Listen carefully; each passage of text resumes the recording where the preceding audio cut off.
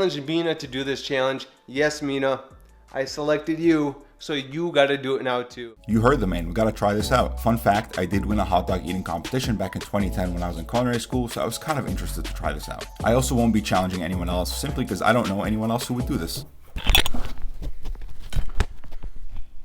Alright, we have the French toast and syrup, and I think the rule was just use a fork, so.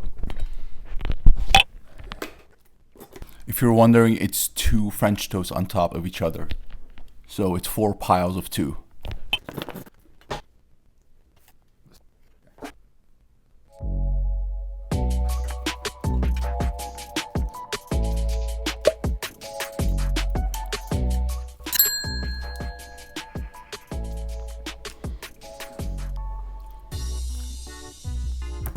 That's not too bad. I think I should have stopped it earlier though, so that's it for the video. Peace.